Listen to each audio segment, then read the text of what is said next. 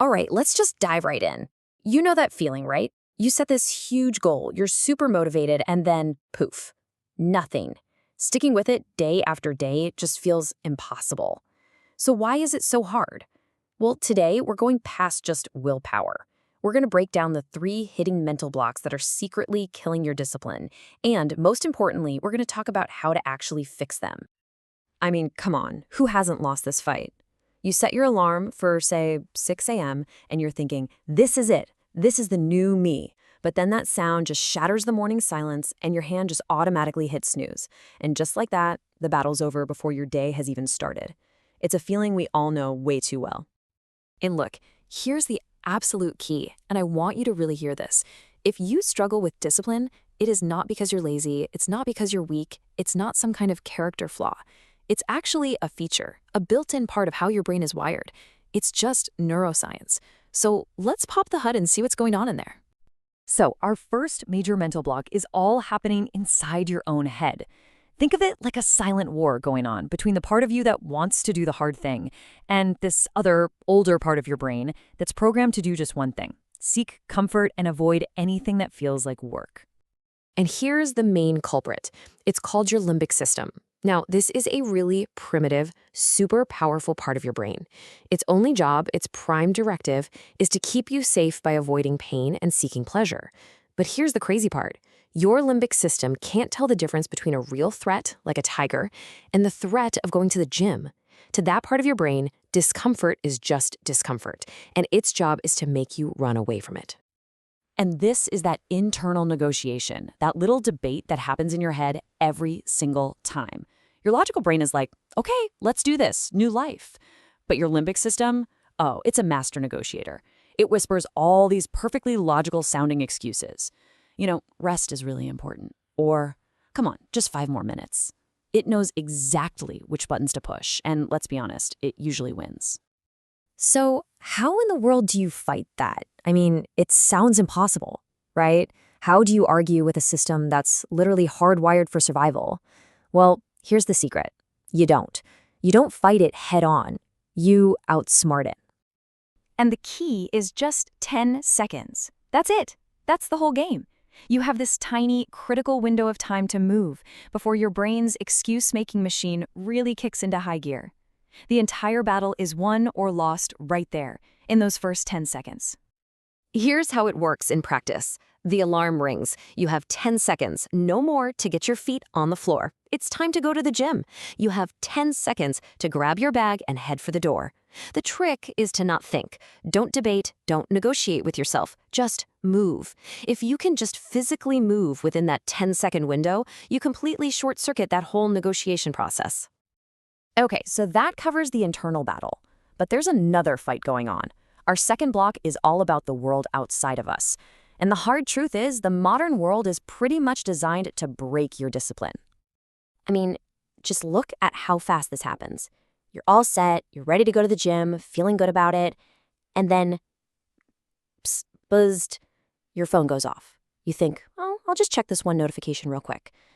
Fast forward 30 minutes and you're still scrolling. All that momentum, gone. And your brain is perfectly happy to say, oh well, we'll try again tomorrow. And you have to understand, this is not an accident. It's by design. Social media with its endless scroll, junk food that's literally engineered to be addictive, streaming platforms that automatically play the next episode, these things were built by some of the smartest people in the world specifically to grab and hold your attention. Your lack of discipline is literally their business model. Which leads us to this really core idea. You can't just rely on willpower alone. Think of willpower like a phone battery. It starts full in the morning and just drains all day. You can't expect to win a constant fight against an environment that's built to make you lose. So the only way to win is to change the environment itself. So how do you do that? You become an architect of your own space. See, the most disciplined people in the world don't necessarily have more willpower than you. They just have better systems. They remove the temptation before it even becomes a temptation. If the junk food isn't in your house, you can't eat it. Decision made. If your gym clothes are already laid out, you've made it just a little bit easier to put them on. It's all about flipping the script. You want to make discipline the easy option and distractions the hard one. It's that simple. Make it harder to do the wrong thing and easier to do the right thing. All right, on to our third and final block. And honestly, this might be the most powerful one of them all. This one goes way deeper than your brain's programming or your physical environment. This is all about your identity, the story you tell yourself about who you are.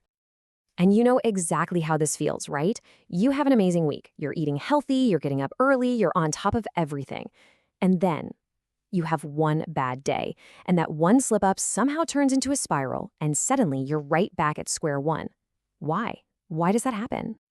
Well, it's because your brain's main job isn't actually to make you successful. Its main job is to keep you consistent with who you believe you are. See, motivation comes and goes. It's just an emotion. But your identity? That's the anchor. So if deep down you believe I'm just not a morning person, your brain will always find a way to make sure your actions prove that belief right. Just look at the difference here. This is such a small shift in language, but it is everything. When you say, I want to be fit, you're telling your brain that you're currently not fit. It's a statement of lack. But when you say, I am a healthy person, that's a statement of identity. You're basically giving your brain a new job description, and its new job is to find proof that this identity is true. So the solution is to essentially act your way into a new belief. You have to prove your new identity to yourself one small action at a time. Think of it like this. Every time you do something that a healthy person would do, like choosing the salad or going for that run, you're casting a vote for, I am a healthy person. And this is the path it takes. At first, it's going to feel fake. It's going to feel hard. You'll feel like an imposter. But you just keep casting those votes, day after day. And then, something shifts. It starts to feel a little more natural. And then one day, you'll wake up and realize it's not an act anymore. It's just you. It's who you are. Okay, so let's put this all together. We've talked about the 3 big things that get in your way. But the good news is, for each block, there's a key. A simple toolkit you can use to take back control.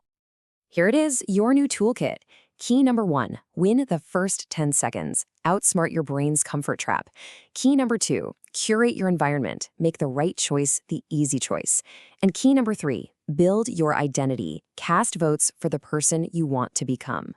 Look, these aren't just nice ideas. These are real, practical tools you can start using literally today to put the control back in your hands. So really, it all comes down to this one simple question. It all starts with a single decision. So who will you decide to be tomorrow?